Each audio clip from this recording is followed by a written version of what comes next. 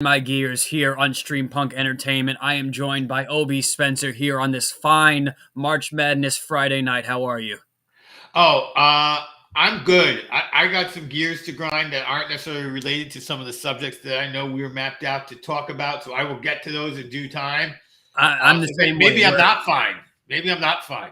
But this is the platform for you to become fine, and I'm in the same thing. I got issues all over every vein of life that I can throw at you. So Excellent. Excellent. So where are we starting today? I know that.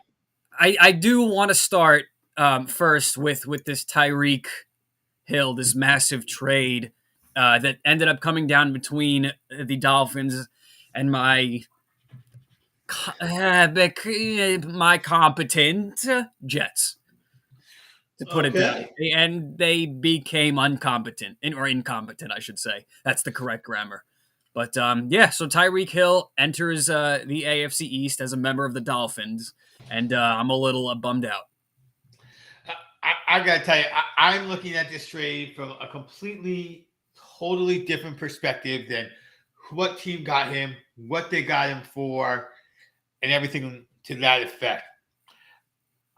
This offseason, we've seen a lot of wide receivers move. We saw Amari Cooper move for almost nothing because he was costing too much.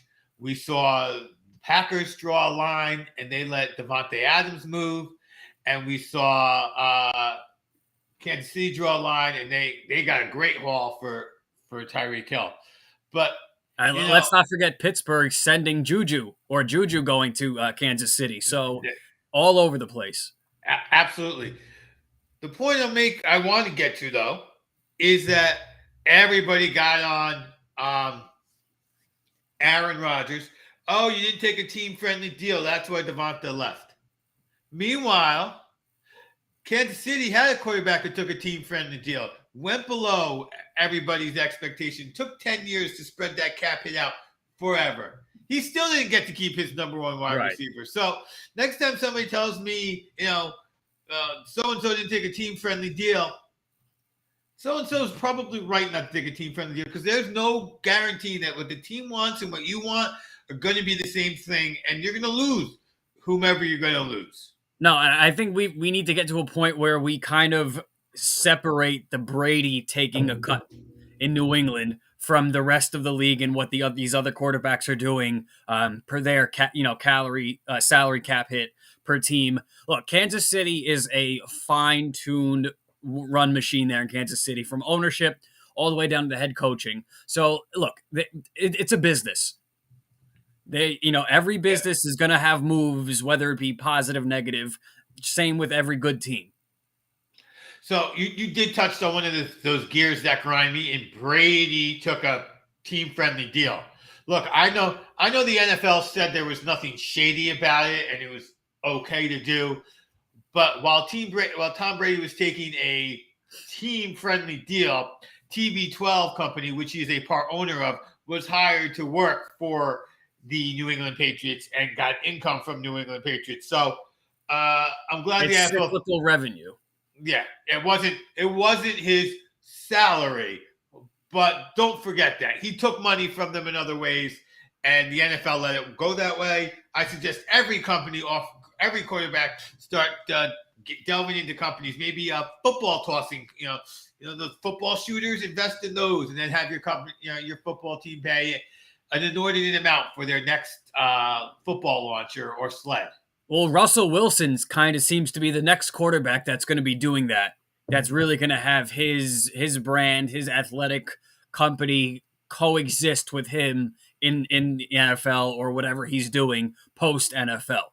So I think it's still with him very early stages, but that's his version of TB12, and I think he's the next quarterback to kind of build that training company empire, so to speak. Hey, look, the best part of it is if you can get your franchise to pay you that way, and then take the team friendly deal, and then get the team to keep the players that work best for the team. which Tom Brady always knew was the defensive players, by the way. I think that is the bigger difference between Tom Brady and these other quarterbacks. These other quarterbacks are, get me weapons, get me weapons. Tom Brady, what he did say was, other than Randy Moss, he never said, get me weapons. He said, keep my defense intact. Keep the other team under 30, and I can do it with whomever you got. Right. That was Tom Brady, and there, I'm not a big Tom Brady fan. I got lots to say about Tom Brady, but that I will say, Tom Brady, the one thing he never asked his team to get is, he said, I'll handle the offensive side. You just keep the score low enough on the other side of the ball, and we'll score. We'll score 10 against the Rams in the Super Bowl if you only give up 3. Yeah, I think with Tom Brady, and another thing is with Giselle, what she brings in is unlike any other NFL wife or fiance outside of Sierra, and even that discrepancy is huge Yeah, with yeah, Russell Wilson. So it's that part, that part of it too. But now, and you go to Tampa, so you don't have state income tax, so you're getting every penny of your whatever guaranteed contract. So there is the aspect of him saying, I have security in what I have.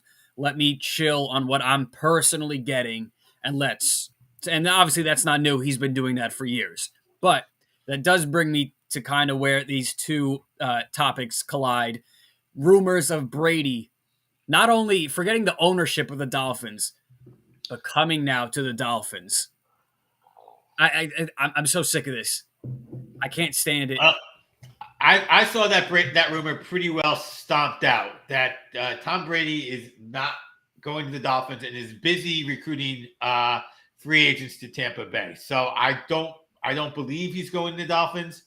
I don't see why the Dolphins would want him. Not for nothing. If they were to get Brady, it would increase their chances of winning the Super Bowl this year, for sure.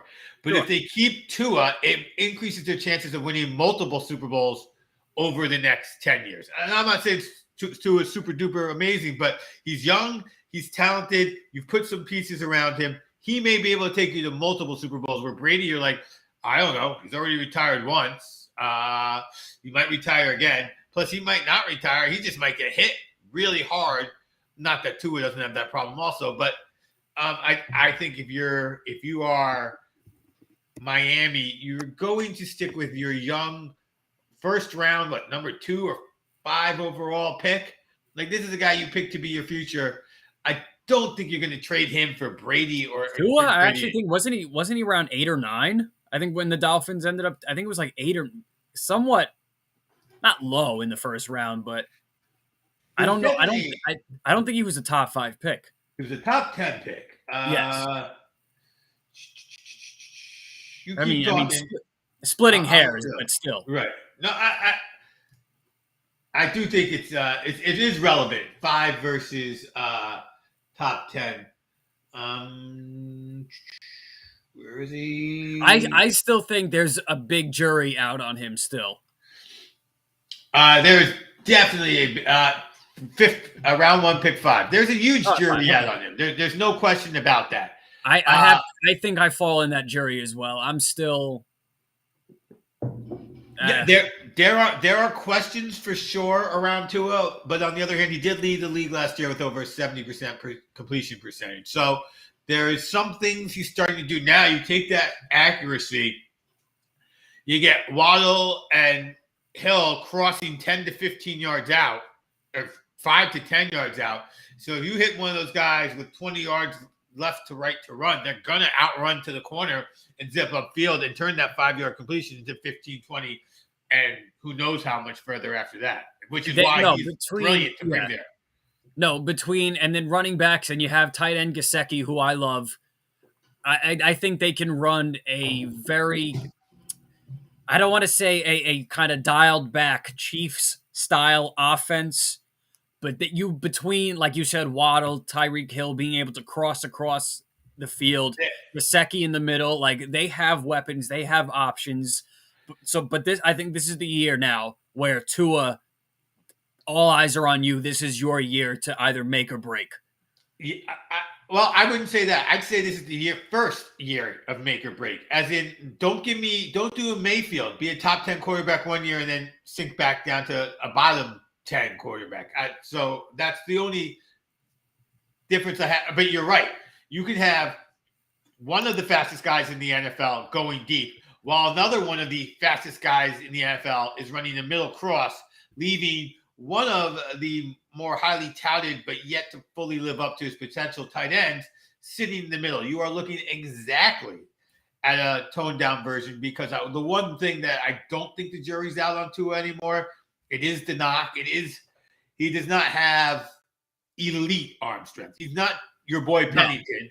He's not Pennington arm strength, but he does not have Mahomes or one guy who I think had great arm strength that's always been forgotten is Flacco arm strength. He doesn't have that kind of arm strength, but 25 yards. Oh, trust me, as a Jets fan, I have not forgotten Flacco's arm strength.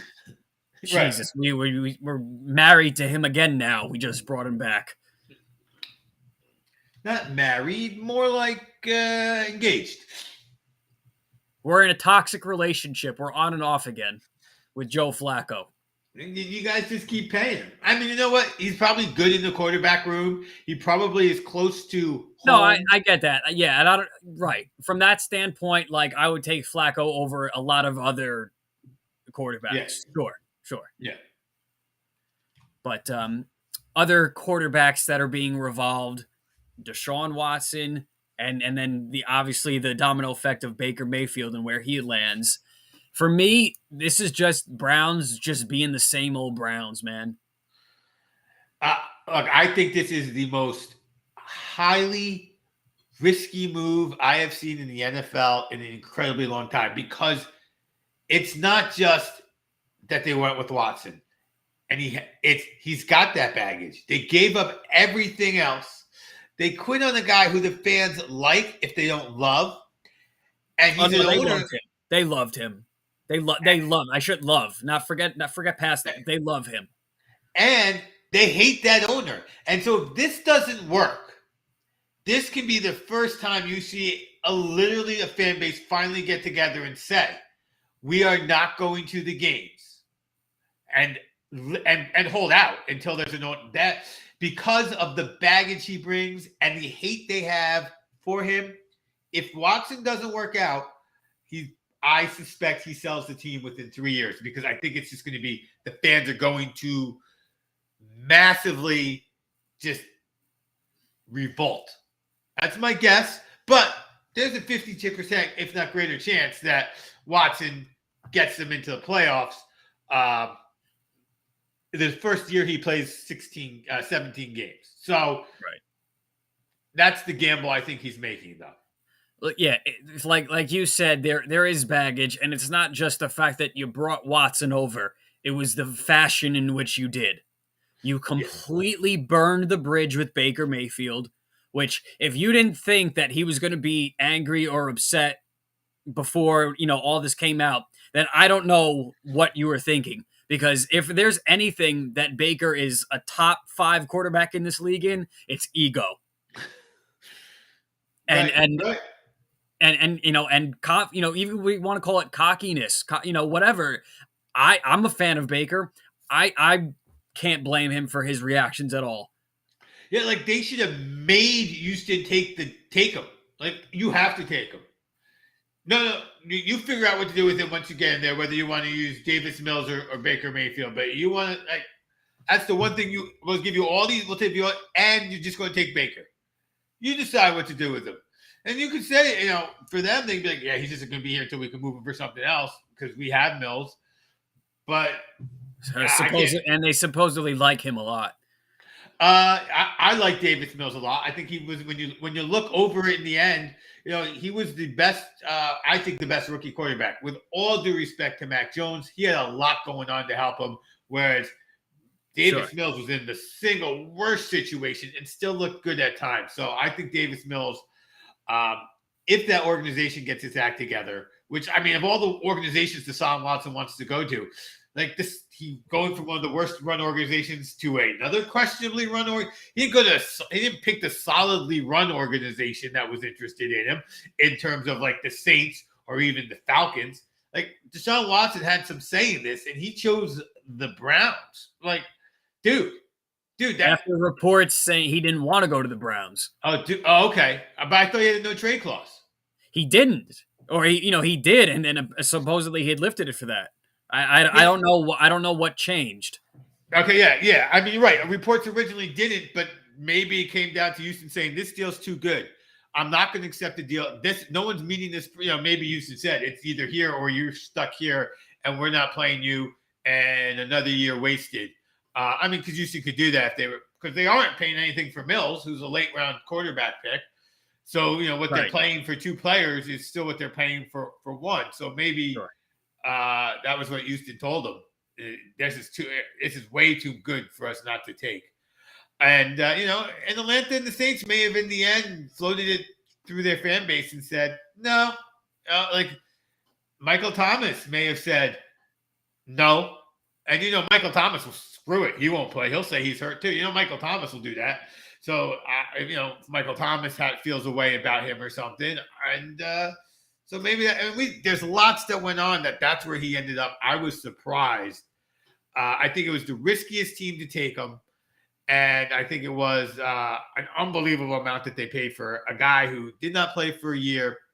I know everyone thinks he's a top 5 quarterback, but the year before that, his team won 4 games. You won more than 4 with Baker. He may not be that guy. He has a big problem. People have already forgotten. He holds the ball too long. For those folks who argue that sacks is a quarterback stat, he leads the leagues in sacks. And by the way, he was great when he had a particular player on his team named Nook, who's now gone. So it will be interesting to see. Who we have said multiple times, we think he is the best receiver in football. Right. Yeah. So we will see what Deshaun Watson brings to the table.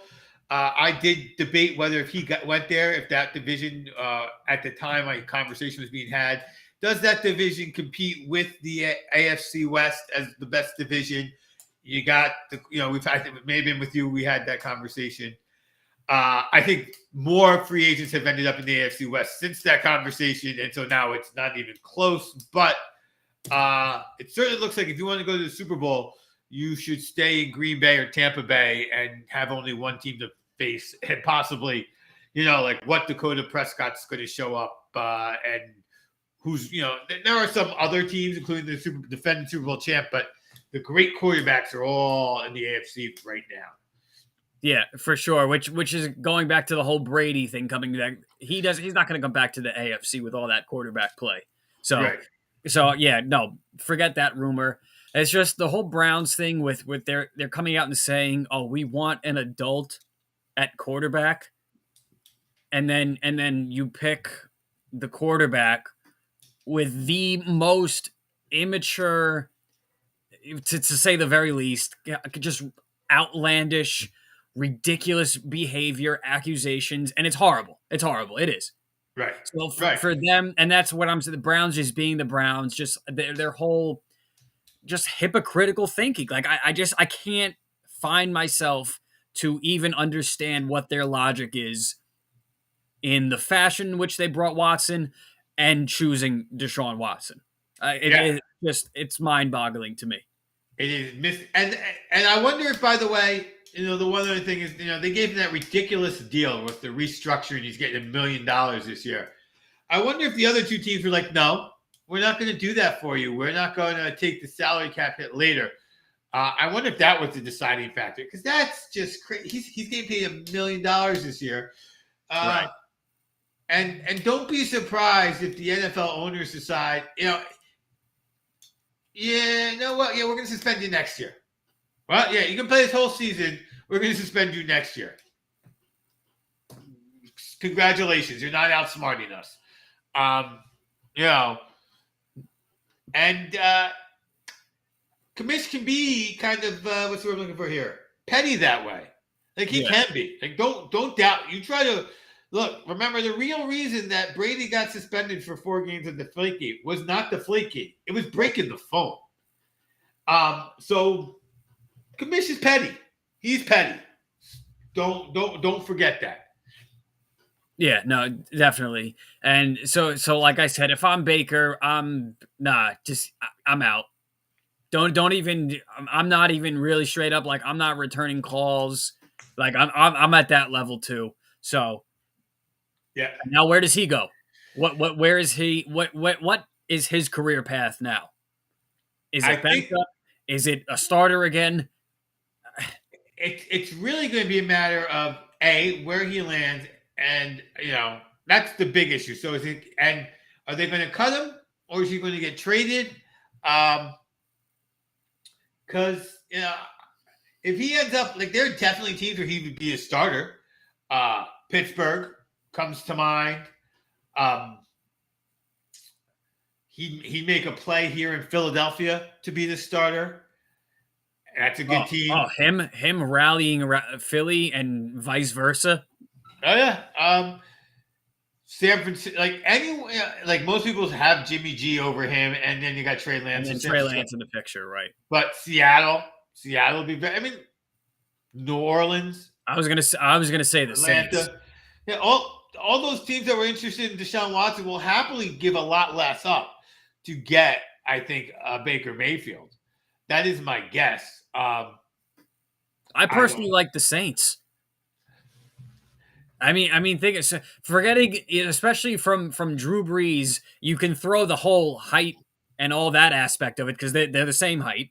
Right. So at that point, can you plug Baker into a Drew Brees crafted offense, so to speak?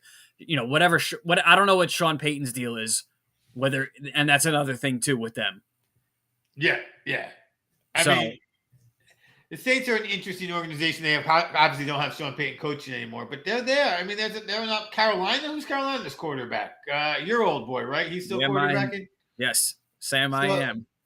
you know, let them do it. They dueled it out once in the draft. Let them duel it out. There's just options there. And let's not forget Baker's takeoff in this career was that Thursday night, their rookie season, Right.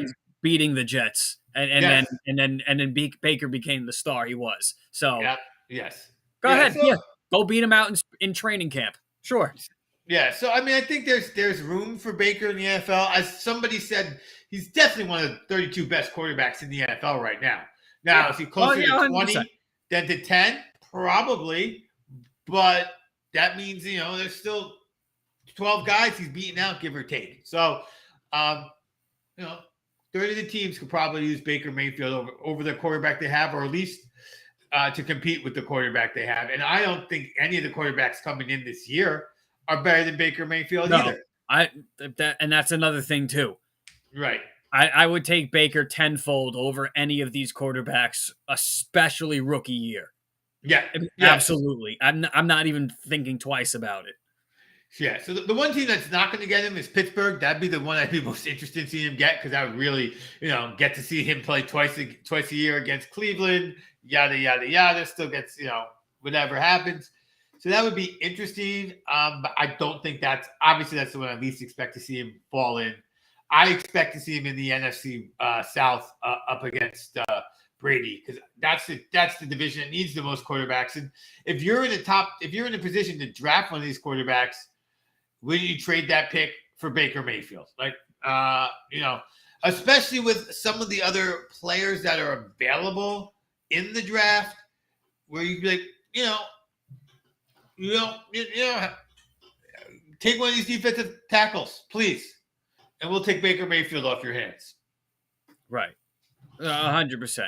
Yeah. Yeah. So I think, and like I like the Saints, but there definitely there is a team that should and could use Baker's services, and it's just a matter of look. If there's a team straight up idiotic enough to roll the dice on Deshaun Watson, you damn well should do it for Baker. So Agreed. so Agreed. and so that's where I'm at. So another thing, we have March Madness going on today. Is national. I don't know if you've heard this. Today is National Peacock Day. Is this a coincidence? Is it?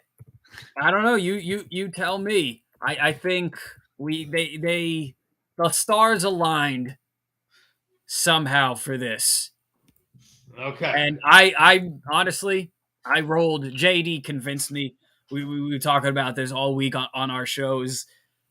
I really like this St. Peter's team. They're a fun team to like. They're a nice team to like. I think the reason we've never seen a 15 get away after the first weekend and winning the second weekend is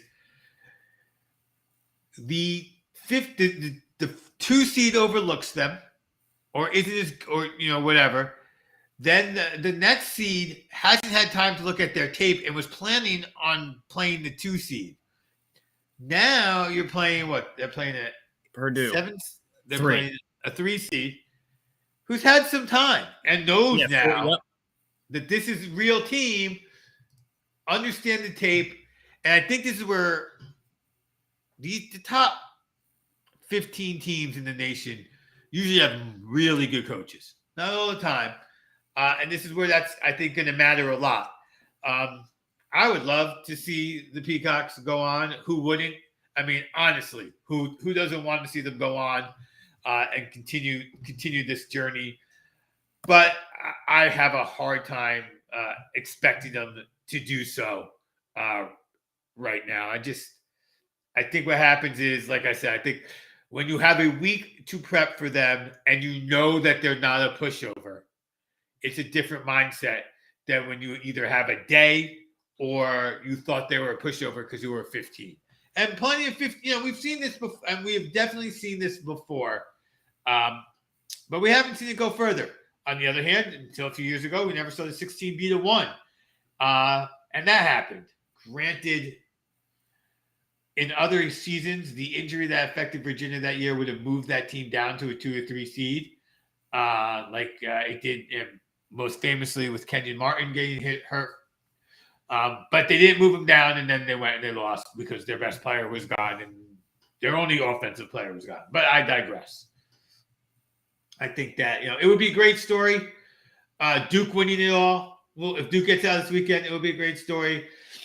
If Jay Wright gets out this weekend, I think we get to talk about, is he now the new best in college basketball? Those are the stories I'm looking at. I'm excited about. But yeah, St. Pete's is a wonderful story. Yeah, great story.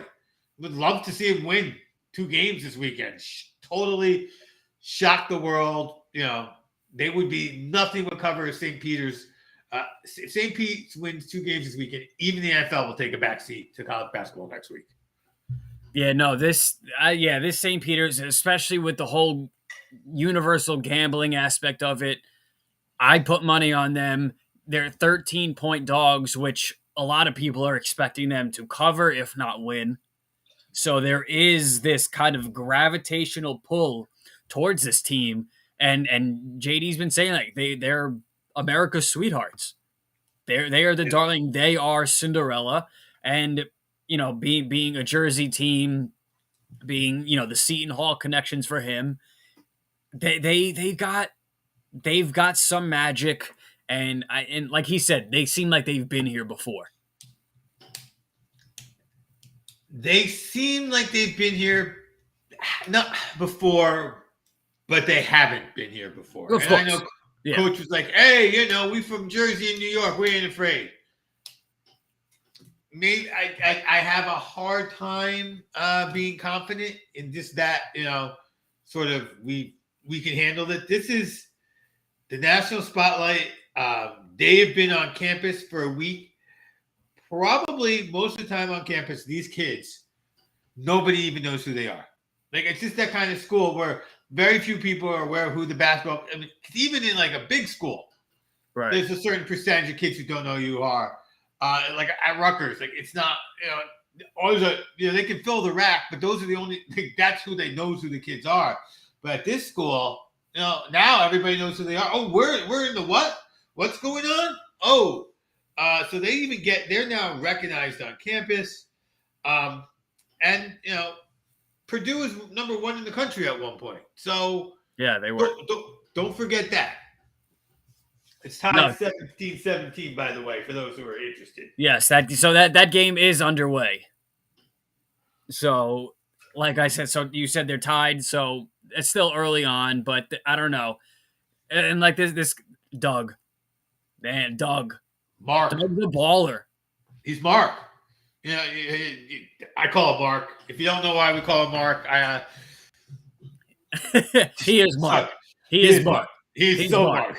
He is a Mark. But like the thing is though, like, and he just saw. I thought I just saw this thing where he signed one of these NIL deals with Buffalo Wild Wings.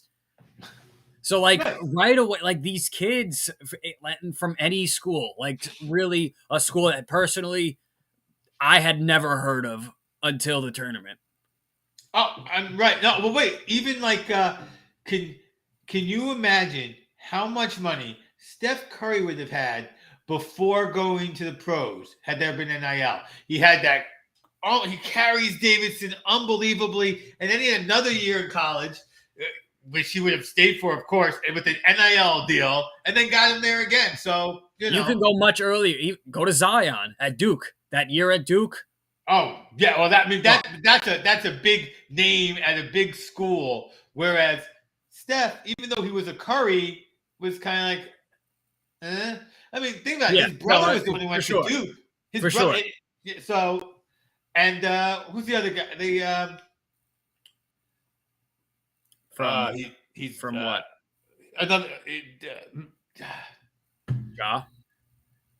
3-point shooter, Jimmy. Oh, Fredette. Yeah, Jimmy Fredette. I mean, Yeah. everyone loves Fredette. Oh my God. Yeah, right. Yeah. These guys who like, and everyone knew he couldn't go to the pros. He got in. He was gone quick, but He had like one game where he went off in Sacramento, but that was it. I think he's playing in China or right, something. right. Because even McBuckets is still playing in a starter. Dougie McBuckets, he's a baller. He's good, Yeah, but yeah, yeah, but he wasn't drafted to be the guy. Like right. Sacramento stupidly drafted him among many other guys, and look where they are. Yes, yeah. So But yeah, these NIL deals are going to be in college basketball at the tournament time. Every season, there's going to be some guy who you're going to hear about who's never going to go pro. It's just going to college to go to college and is at one of these smaller schools who's going to get the NIL deal that's going to just take off and enjoy a good free couple $1 million to start their life with. And then, that deal's going to be gone. They'll have the money and then they can start their real job and whatever that's going to be. So that's great for them. Or even better, then go, I got a couple million in the bank. Let me go to China and play. Because, I can work for piddles for a little bit because I got this million. So I love NIL. I think the opportunity, what NIL is going to do for people is just going to be great for a lot of these kids. yeah. In like last year, softball. I all of a sudden started watching college softball. I don't know if that was a pandemic thing for me or not. But those young ladies, they were exciting, and they're going to get NIL deals too. And these various sports where someone just breaks through for just a minute, and enough people know, boom, boom. Gymnast. That one gymnast girl who every year they still show her floor routine. I don't know her name, but I know her name because she's been in commercials and getting NIL deals. So I'm excited about NIL deals. But I did say I came on the show to bitch, and here I am happy. So, hey, changed my mood without me even getting to what was bothering me. No, but I do want to get to that because that at the heart of our show, that's what it's all about. Complaining, not being happy. There's plenty of other shows to be happy. This is not one of them, fortunately. But I do, and it could be honestly with these NIL deals, it could be something as small as your local car dealership. You show up on Saturday for 4 hours, take a couple pictures, and you're home by 6 o'clock. It could be that small. Pulling in $500 for the day. It could be that small. So these players, men, women, in any level, D1, D3, there is opportunity to be able to get a piece of the pie. but and it's great. it could be even smaller than so. Like my kid is at school. He's not an athlete, so they were able to give him a job at the school because he's going on a trip this summer, and the teachers all knew that he didn't really have spending money because his parents weren't going to give him spending money. So they got him a job. And so he goes in the classroom and he helps the teacher set up. He then is in the classroom while he's in class. And so if the teacher needs help because she's injured in some way or another, he runs, he does something for her, and comes back and he continues to learn. So he's like a TA-ish kind of thing. Right. And he gets minimum wage. But it's, once a week, $100 a week, and all of a sudden you save that all up, and you 15 weeks later, you got $1,000 to go to Europe. You could be paying these kids on those NIL deals if you're a dealership the same crappy level that my kid's getting.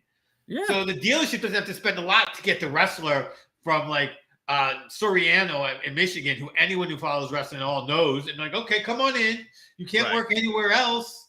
So yeah, here's $150. Now he might say, no, it's not worth it. I'm not doing it. Give me, he has the ability to negotiate. So some of these kids, because remember, these kids couldn't even have a job.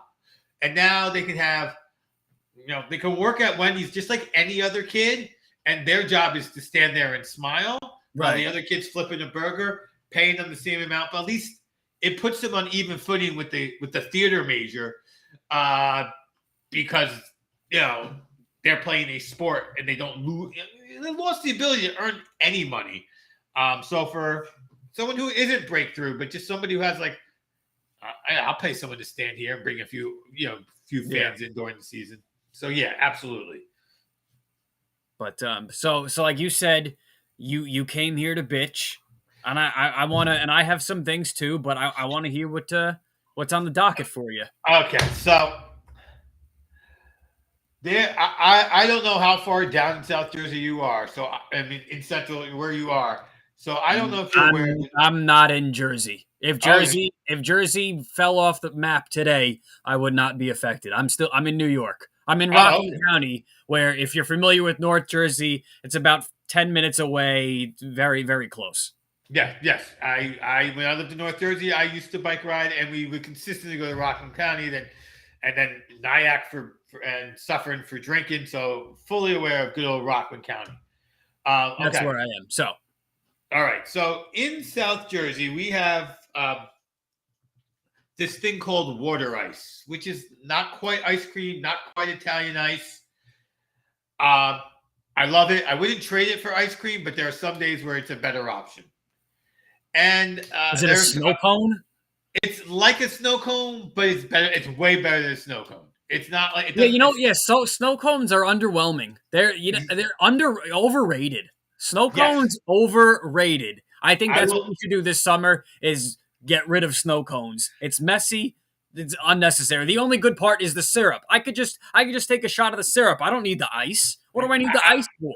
When I heard what at the bottom of the cone anime. When I first moved to South Jersey, I thought that's what my wife was getting me was a snow. I'm like, this is gonna be. I'm like, oh no, this is good. It's creamier than it's closer to ice cream than a snow cone, but that's. I gotta make a trip now for this. So there is a franchise here. I'm not going to say their name because I'm pissed at them. That is real big. They don't make the best water ice, but everybody goes there because it's so. There's always one right near you. Everybody has their own ice cream place that they go and they get their water ice and their ice cream or mix them together, and then like just a quick, we're going. Well, what they would do at this place is on the first day of spring, you got a free water ice. And I don't care what the weather was like.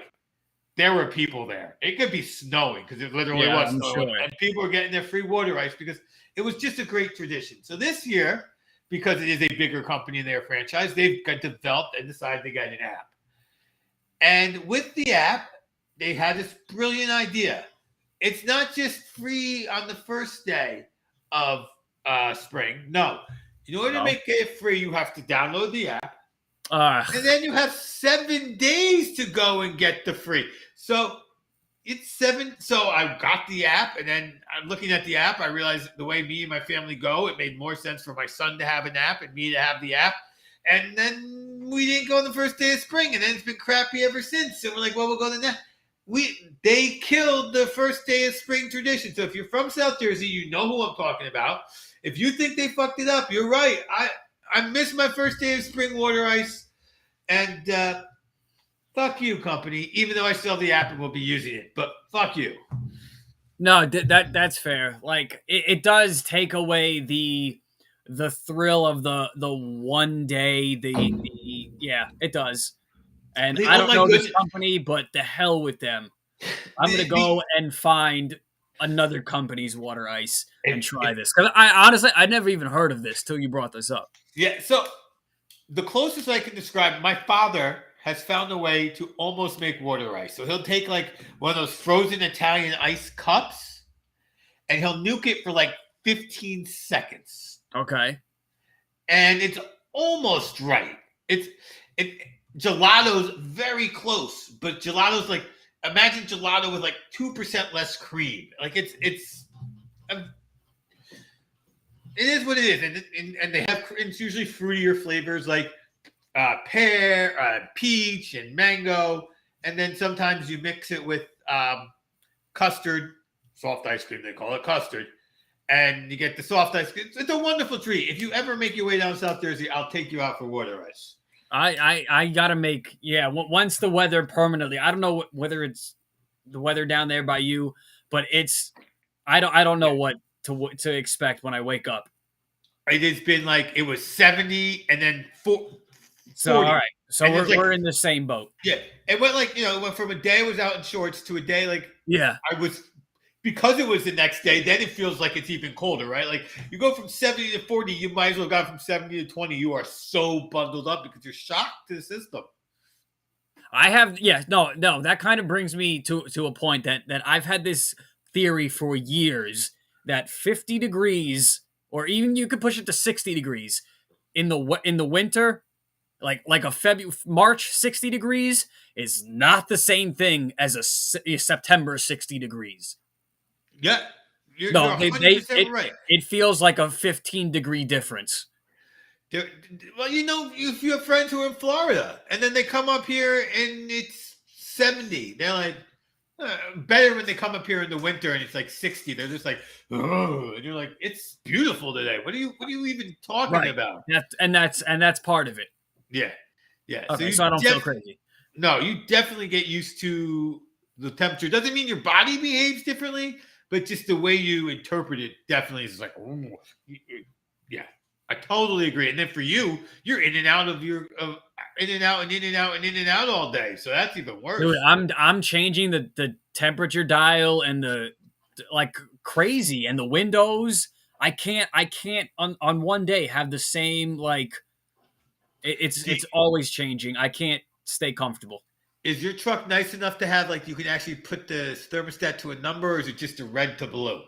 It's a red to blue. It is. Yeah. Yeah. But they haven't gotten you the fancy trucks yet. No. Papa Bezos right now. He's on a yacht with the Paul brothers. So he ain't worried about me and his mega yacht. He's trying to sign the Paul brothers to something. Hey, they're probably working on a deal to maybe exclusively bring their fights to Amazon for all I know. That wouldn't be such a. I don't think it would be. I don't think it would be a terrible idea. I personally wouldn't give a furry crack of a rat's ass about it, but other people would. I would. So I would. Which one's the one who's undefeated? Logan. Honestly, to this day, I still can't pick out which one is which. I think Logan is without the facial hair. Okay, so I don't know which one is which, but I know one is undefeated. I've been saying since he first started this, the difference between him and a regular boxer is he is famous enough to make you pay to see him fight tomato cans. I've seen him interviewed enough times to believe it is his goal to win a belt. And he's not goofing around here. He's just in a position that all 15 to 18 of his BS fights that every boxer who gets a championship belt has Right. He's going to get you to pay to see. And that is the biggest difference between him. And he might not get the 15 wins he needs for a champ to say, yeah, I'll take it. Let's have a championship fight. Because no champ's going to take a fight with him if he's 2-0 because they don't have to. And every champ knows, you can't lose to him if he's only 2-0. So, but I give the one brother seems to actually be doing this as a goal. And the other brother is just like, he's already lost twice. So you're done. You can't lose one of your first 4 fights in professional boxing, and you're done. It's it. You're over. You're no good. No, so yeah, I think at first I was like, nah, it's a sham. And then after a little while, I was like, okay, especially Logan, like he's taking this seriously. I can't even at that point knock him for anything because if he's genuinely giving this his all, whether he's fantastic at it or that doesn't matter. Right. I got to respect that you're literally committed to this, and that's fine. That's fine. Yeah. If you want to use your media platform to pry yourself into that, that's fine. I mean, we saw Tim Tebow do that, and my stupid Mets had to take that up. So you know what? I can't even knock it. That was a great deal for the Mets. That was a great deal for the Mets. They got that minor league system people to come, and they never had to put him on the major league roster. I'm not a fan. Look, but I digress. I'd rather talk about the Paul brothers because the other thing he's doing is he's messing with Dana White. He's trying to get the MMA fighters in a better organized into a situation where they are making more money. And that's Jake. That's Jake. Okay. Yes. All right. So they're out there doing it. Yeah. I mean, because obviously they have a lot of money, and they from acting as children, or they could have done what the twins from Full House did and just started a fashion empire and just make even more money. So, everyone's got their own devices. And then they have their sister in who's a superhero in the MCU with Elizabeth. So they are A-okay. That family's doing well. But actually, speaking of that kind of is a pretty good segue into the next topic here with Disney Plus. They had recently added the Netflix Marvel shows Daredevil, Jessica Jones, Luke Cage, etc. And apparently there is a percentage, I'll just say a percentage of parents out there that happen to, I can't even, actually at this point I can believe, but they are mad at Disney Plus because they had the audacity to add those shows to their slew of already endless Marvel page. Go on. So I will say it is my guess that it's a small percentage, but a very loud percentage. Yes. But they're crazy and they're wrong. As a parent of older children, your kids are going to be you are going to be uncomfortable with watching your kids watch that for a very small amount of time. And then you're going to be happy it's there for you to watch. That's number one. Number two, if you have 2 kids, your first kid, as soon as that kid's ready to watch it, that second kid's going to watch it because that's what older children do. They just expose their younger siblings to all the shit that they were not allowed to get when they were younger. I most remember my oldest son finally, when he got whatever, I think it's Xbox, but whatever it was, we allowed him one and only one rated M game. He's 4 years older than his brother. We let him have one rated M game. His brother came downstairs and played the game with him. What the heck?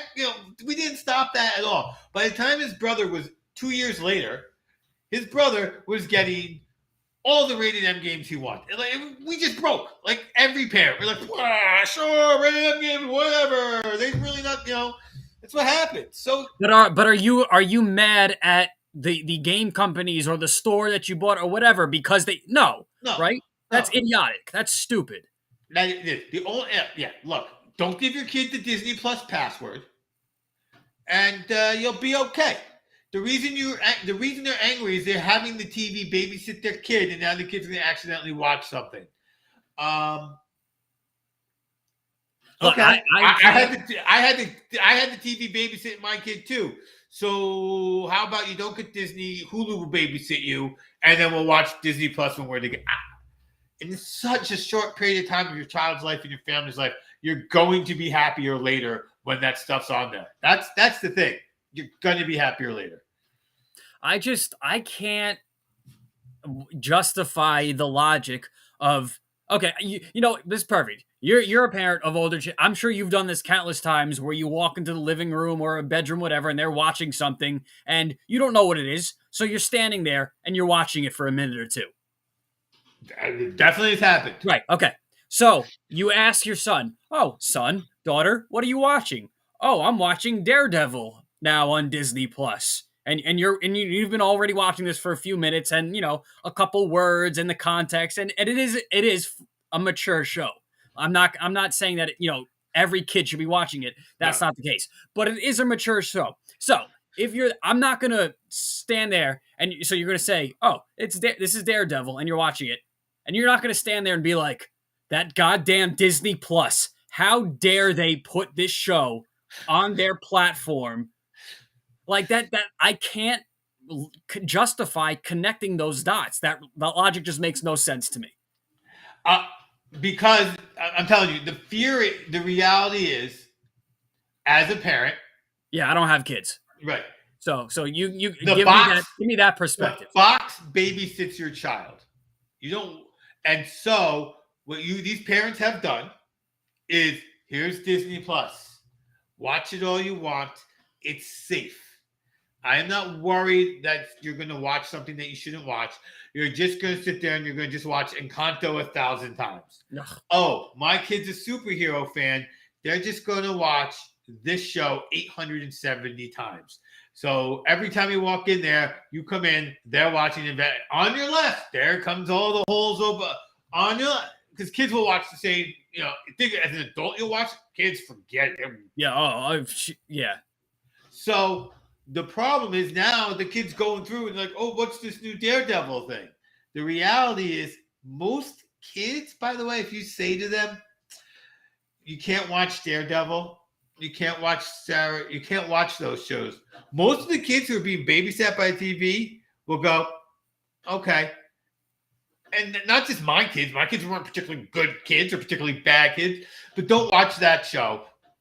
Dad said, no, if I see you watching that show, I'm going to be unhappy. Because the other part is, like you said, even when the TV's babysitting you, you're in the out, you're cooking over here, especially now, you're on a work call, you put the call down, you come downstairs. Right. You're going to catch your kid. And then as long as you have somebody who punishes your child or gives your child repercussions, you said, I told you not to watch Daredevil. That's where my problem is. Yeah. Yes. I can't justify the outrage because of that. What minor lapse in parenting or whatever aspect of I can't. No, you don't. Right. You don't get to complain about that. It does feel like Disney was babysitting my child, and now I have to put in some work. And by the way, newsflash world, Disney has been babysitting not just me, you, all of us for years. Dude, it's Disney. No. Disney owns everything that Amazon and Apple doesn't, or Google doesn't. Who owns Nickelodeon? Probably, I don't know. Maybe maybe. Oh, you know what? Let me. Maybe Turner, maybe. Because I would say this: when my kids were growing up, it was obvious that Nickelodeon and Disney were not connected. You know what I mean? Like, right. There was no. Yes, they felt like it, I mean, it literally felt like the Marvel and DC of like non-superhero. Yes. Pop culture. Yeah. Watching watching SpongeBob. You know who's never showed up on SpongeBob? Paramount. Phineas. Paramount. They're on Paramount Plus, so Paramount owns Nickelodeon. CBS, which is Comcast. Okay, which is one of the other people who own everything. It's okay, not fine.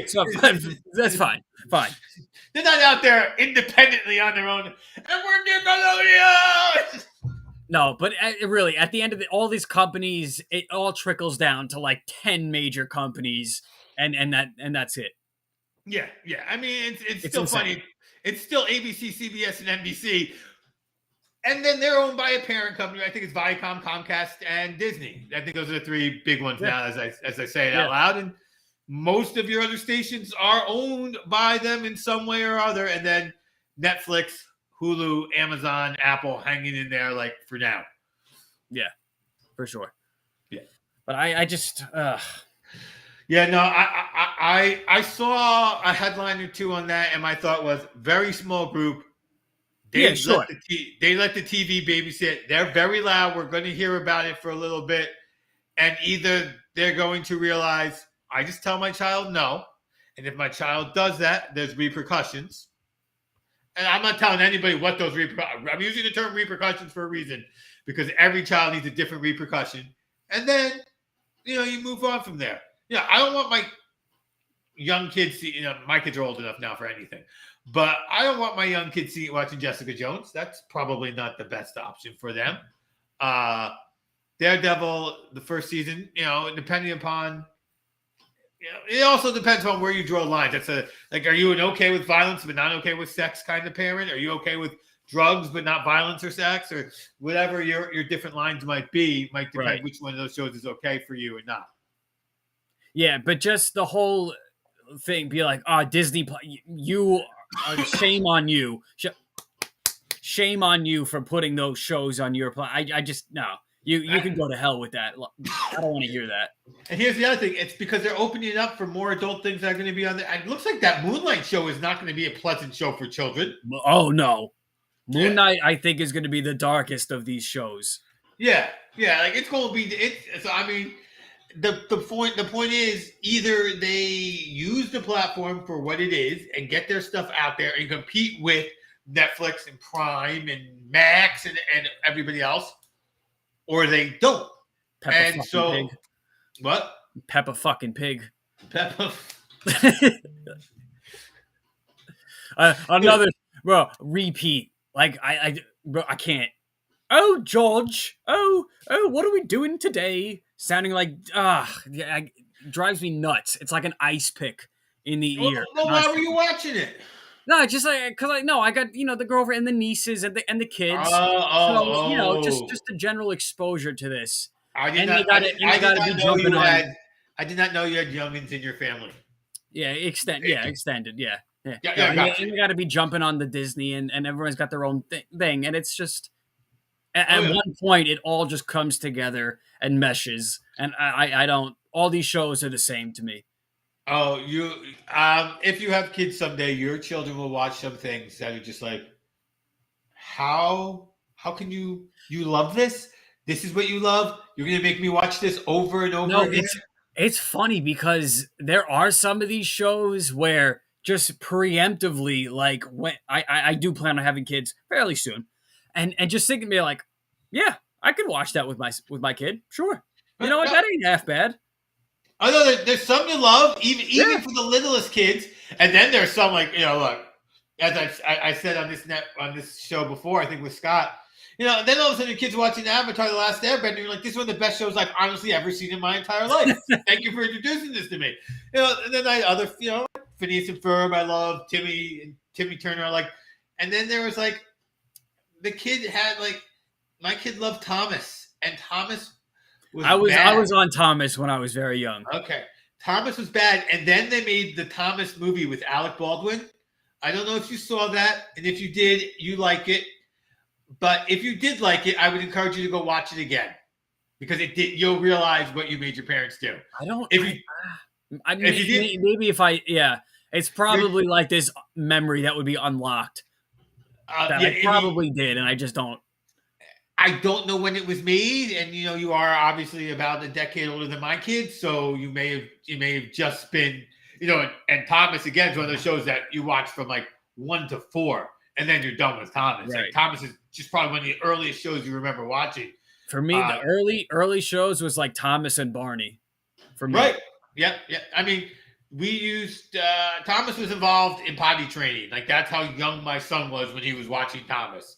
Um, and there was this Thomas movie, and it was one of the single worst movies I've ever seen. It was like they they paid Baldwin to be in it. I think there was another famous Was it actor in it. was it the one that came out on that blue VHS tape?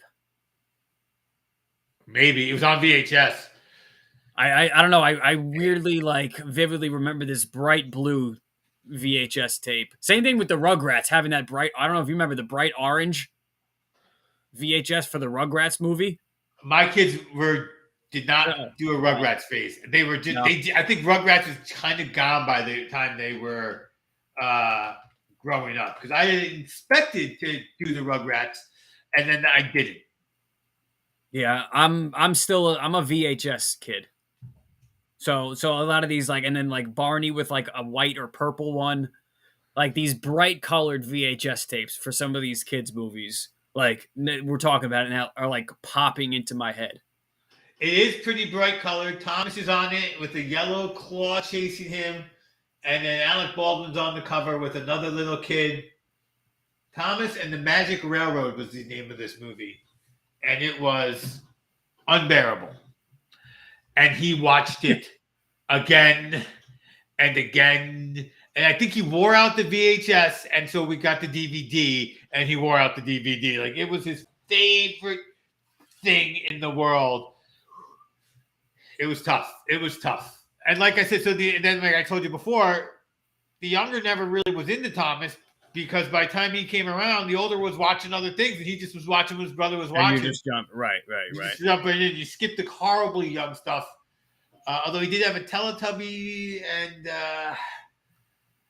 there was Yeah, I watched him, but I was never like a Teletubbies fan.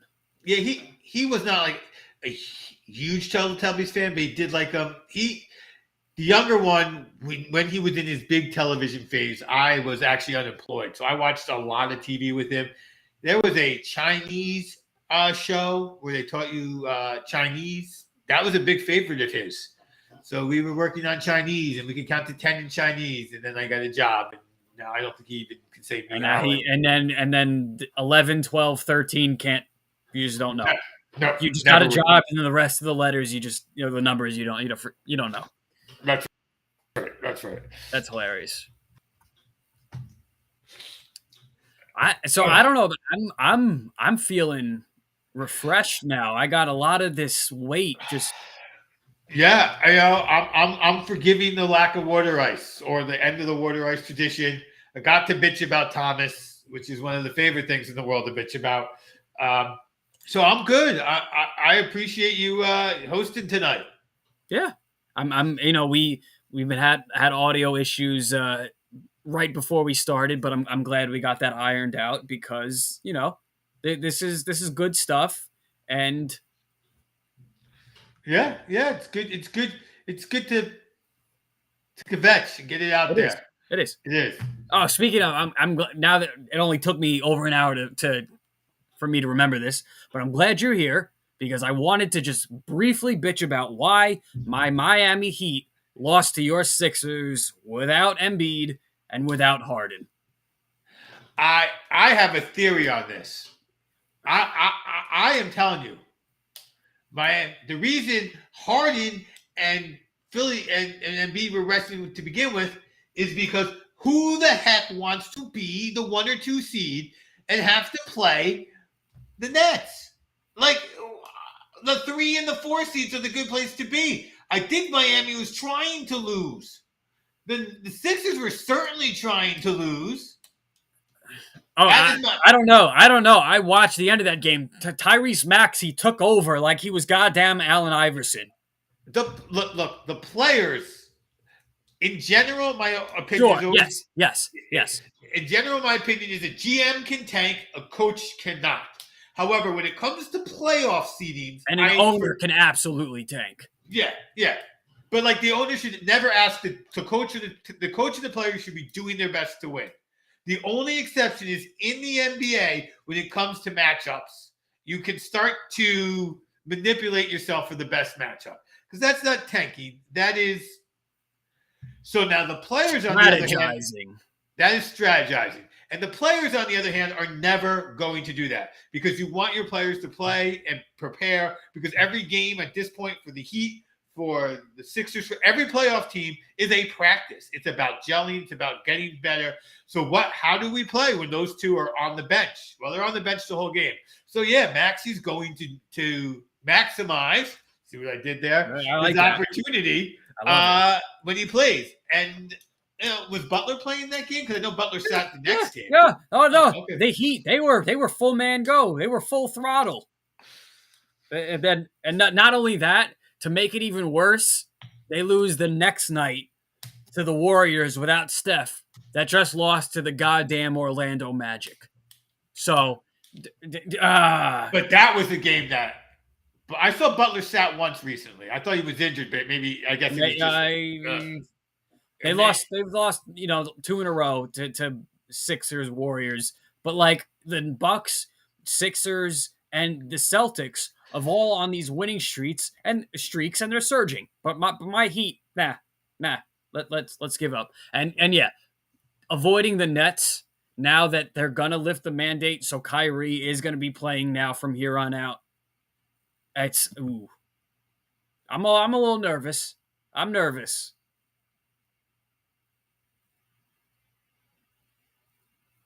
Oh no. We're having audio issues. Yeah, we are see? I spoke too soon about before, and now we do have audio issues. But so you know what? Since we do have audio issues, I'm good to go if you are. Well, I think I think I got those audios taken care of. But yeah, I hear you.